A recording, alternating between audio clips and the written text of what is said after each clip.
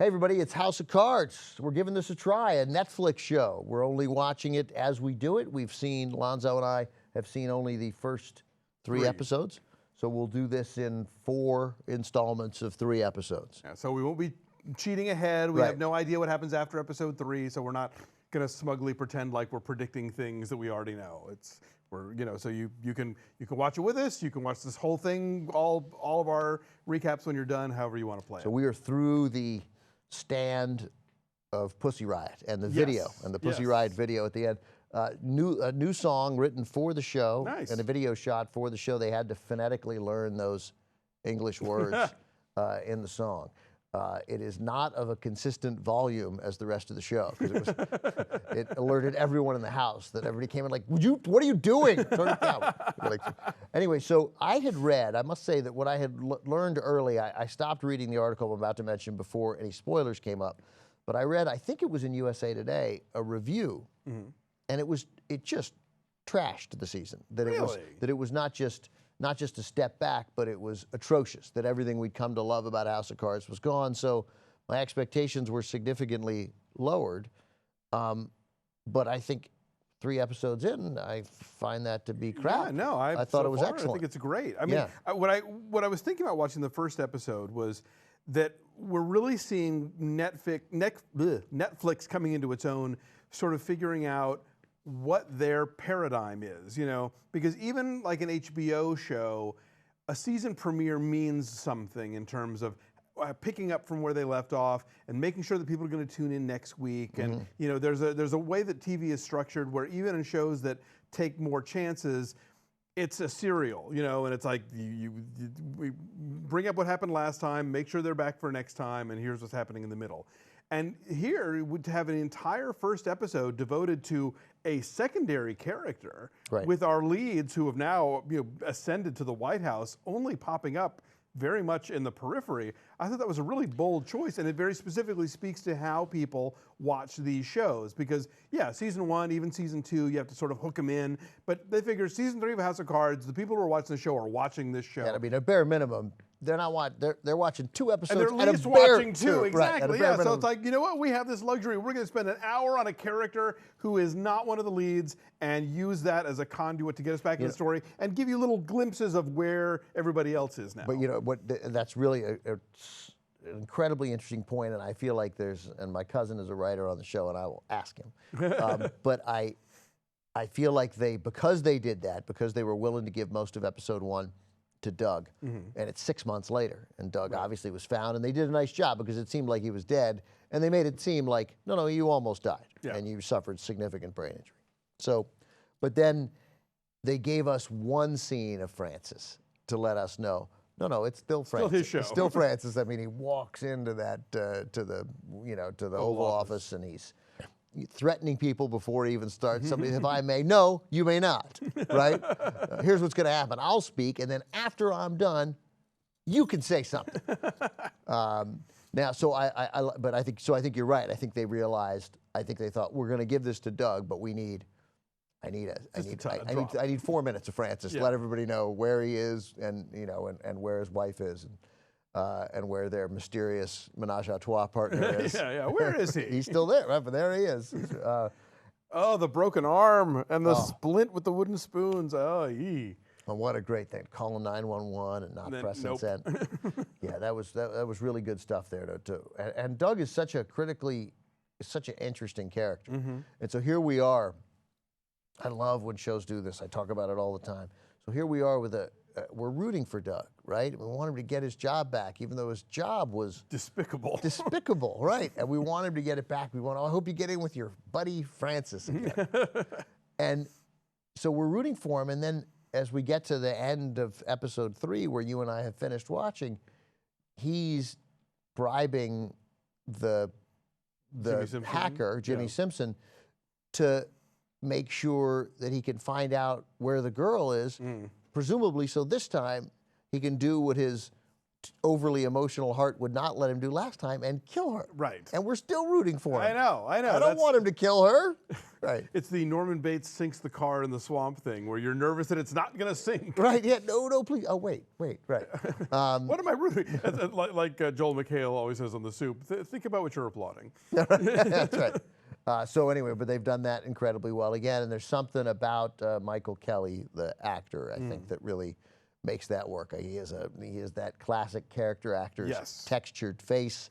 He can furrow his brow, his eyes betray 1,000 emotions. Yeah, he's a really good actor. And then I got to mention the guy they've brought in to play his brother, because he's my friend, and he's Pastor Tim on The Americans, Kelly O'Coin. Kelly has been in, they're very secretive on House of Cards. My cousin John Mankiewicz won't tell me anything, and Kelly, when he got the role, wouldn't tell me what the role was. But he looks a little like Doug. Yeah, no, I bought it. I bought that Gary Stamper, and he'll be back. So that was episode 1, pretty much. Episode 2, we get into basically Frank learning that the Democratic power structure does not want him to run again. They're suffice to leave him hanging out as a lame duck. And led by one of the guys from the Congressional Black Caucus, right. like the constituency that he thought he was sort of closest to. Right, and Molly Parker, who he had really kind of, given that whip role to when he ascended to the vice presidency. As they say, like assistant whip. She's like, it's not even a real job. Well, whatever. Right, no, but nonetheless, she's in the room. She's in the room, and they sprang it on her. But I love Molly Parker. I mean, I think I saw her, first time I ever saw her was on Deadwood. She's so good, too. So always mysterious. Great line from her boyfriend when Remy walks in. Her new boyfriend. I thought you said he was good looking.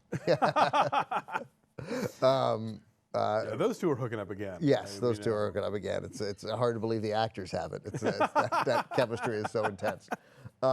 So I think, we're sitting here at the Young Turks, and so as a progressive, this show is difficult to watch because it takes a Democratic president who is presuming that the key to succeeding in our future is are massive cuts to entitlement. Right. All of them, Medicare, Medicaid, Social Security, and never a mention for a second. That people paid into all that stuff. The people paid in, and that, I got it, he wants to get, there's a lot of infrastructure, there's some things that progressives like, and he wants to put 10 million people who are out of work to work, guaranteeing them a job. That is that's a liberal thing, to guarantee them a job. But at no point does he suggest, what we need to do, pay for this. We need to raise taxes on the richest people 1.5%. And corporations. On corporations. Like, there's none of that talk. It's that if we don't curb entitlements, we're doomed. So I do some seething at that. He's kind of a Clinton Democrat. It's that notion of, I'm going to reform welfare by kicking everyone off of it. Yeah, that's right. No, it's true. I mean, it's consistent with the character. Sure. No, no question. It's just like... No, you're right. In a real world sense, it's hard to watch. When he went through that thing about, this is how much we pay now in entitlements, and by 2030 it'll be 62%. You just imagine, Hannity and Limbaugh watching the show and be like, that's what I was saying. Even Hollywood understands now. So I hated that part, but I got beyond it. Yeah, exactly. It fits the character. I don't even think the people behind the show would necessarily endorse his point of view. They just thought, oh, that's Francis, Right, and it's interesting. And then now, God, I mean, I remember we were both too young for this, but the whole thing of, when JFK made Bobby Kennedy, the Attorney General, that was, people thought, are you kidding me? Whether just shocking nepotism. But the idea of the First Lady becoming the U.S. ambassador to the UN, it's like, wow, that's... Yeah, how do you pull that off? I didn't love that, because that stretched any bounds of credulity to me, especially because of Francis. Like Francis's Social Security cutting talk strikes me as what Francis would do. Yeah. But given how politically weak he is, they make us buy this moment that he's so politically weak that the Democratic leadership doesn't even want to support the incumbent. Right? So we know he's weakened, and then you're going to, try to ram your inexperienced wife through a Republican-controlled Senate to be the U.S. ambassador to the UN, and then afterwards give her a recess appointment? Like, too damaging, and I wanted her to recognize that. Yeah, that seemed like a gambit that he couldn't. He didn't have the chits to pull off. Right, and he was like, okay, I'll do it anyway. But like, you're massively weakening yourself, and that would be a colossally huge story that you made your wife a recess appointment after the Senate rejected her in much too quick fashion. Right. Yeah, that's like, that would have been like Bush getting away with putting Harriet Miers on the Supreme Court or something. Right, and they were right. That's Harriet Miers. And they even though we know she's completely capable. That's not the point. The world. She's a world-class Machiavellian. Yeah, but on paper, it's like, yeah, well, I ran this nonprofit that had something to do with water that it was never quite explained in season 1. But it didn't.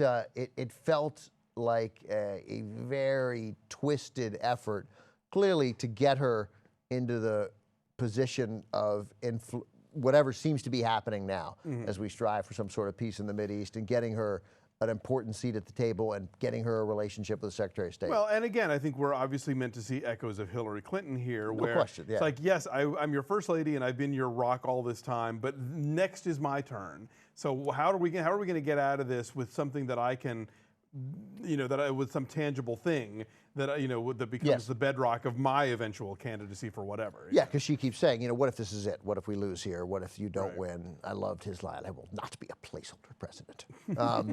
And then when he decides to write that speech and he tells the leadership that he won't be running, what I love is that no one gets that he's lying except Putin. Yes.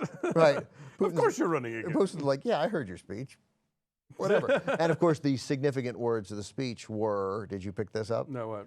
I will not be seeking the Democratic nomination for president. Oh. So I suspect that he's going to run as an independent. Funny, I did not catch that. But that's his little hook, and then he'll get the Democrats to support him, perhaps, or who knows what he's going to do. Or I'm wrong, and he lied, and he'll run as a Democrat. Sure, sure. Oh, that's interesting.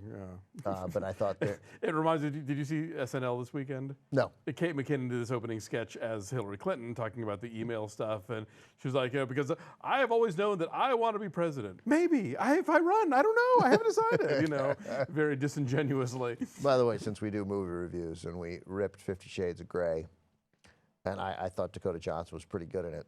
Man, I found her so impressive on Saturday Night Live. And her little ISIS ad. I mean, I just think I've reinforced my belief that she's headed for stardom if she plays her cards. I'll be curious to see what she does next. She has a nice supporting role in a teen comedy from a couple years ago called Date and Switch.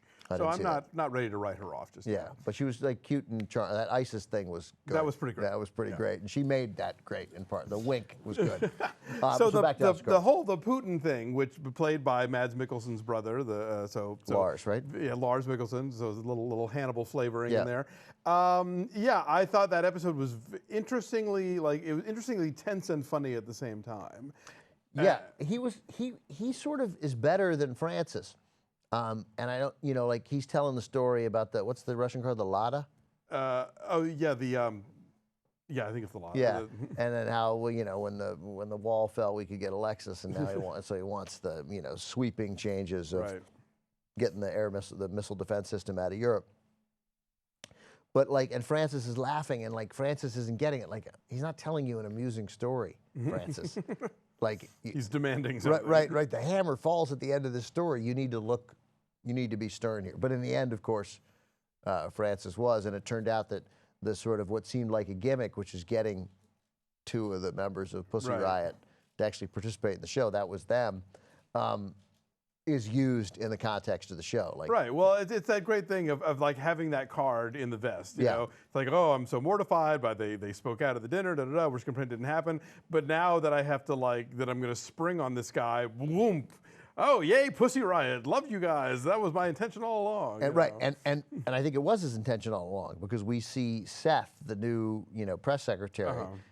He comes in and he's like, and maybe even Doug too. I can't remember which one said it, but one of them said, "I knew inviting Pussy Riot was a mistake." Yeah, Seth says that. But again, I think he wanted them as the card in the vest. Right. So I mean, but Francis was like, "I don't care if they make a scene. They're going to make a scene, and then either I apologize for that scene, or I use it, or I build right." On it, but I mean, so that's why when they did it, Francis didn't think, what a terrible mistake I made. He thought, okay, now I've got this card. Yeah, I have some scenarios. Yeah. So my very shrewd sister-in-law, Susan Duralde, pointed out that the Francis speech at the end of episode 3 is as much of a U.S. fantasy as the Hugh Grant speech in Love Actually, where he tells off the United States, is a British fantasy. You mean his speech, right? You mean the press conference where he tells off the Russians? Yeah, that's never going to happen. No, but it's fun to watch. Yeah, and it was fun to watch, and you get a little mad with the guy. I mean, I just watched Citizen Kane again, trying to get my 17, 15, and 13-year-old nephews to like it. At the end of a long day where they've been in the sun at the beach, don't show them. Don't Maybe not the best don't show time, teenagers Citizen Kane. But the while that's William Randolph Hearst, pretty much. Yeah. This was Putin. 100%. To a T. Yeah, this was Putin. I mean, I'm not even going to go. I don't know what was his name, Petrov. Pretty much, yeah. Whatever. It was Putin. Schmootin, right? It was Vladimir Schmootin. And when he puts the Cuban cigar out in the White House, it creates a stain. You're like, you bastard, you Russian bastard. One of my favorite asides ever from Frank is, I'd push him down the stairs, set him on fire, piss on his corpse, it wouldn't cause an international incident. Right. Watch his corpse burn just for the thrill of it. That was good stuff. Yeah. I thought it was really good. I don't know what USA is talking about. It beats me. I'm in. I don't know if it disintegrates in the next 9 episodes. Who knows? But Doug is super interesting. Remy has become to me more interesting than ever. As we said, we're huge fans of what's her name, Molly Parker. Molly Parker. Yeah, I want to see how the whole election thing. I love that we're not just dealing with a midterm, like we're going into a full-on presidential election. Yeah, and Claire, while I didn't like the UN thing, felt a little bit twisted to get to where they wanted to go. Now that she's there, and just her dynamic with Francis continues. And with Kathy, the Secretary of State, I thought those were some great scenes where she's like trying to negotiate that right and not be too fawning and not be, not overstep. And recognizing that, oh no, that was patronizing. I made the wrong call. I need to, And the drinking. The drinking was charming. I totally bought that because Claire is always closing. She doesn't do, except for the affair with the photographer, which Petrov referenced. Oh man, how good are they? Right, how good are they? Everything she does is very calculated and has an end game to it. And so that whole thing with the Scotch pong or whatever they were playing, and her to Vladimir Putin and his little pickle. Oh yeah, that was nice, and the vice president is so overmatched. Oh God! Typically interesting stuff. Yeah. And we'll be back next Monday, and we'll talk. Well, 4, 5, and 6. Next Monday we're moving studios apparently. Well, we'll get next week at some point we'll be here with episodes 4 through 6. Yes.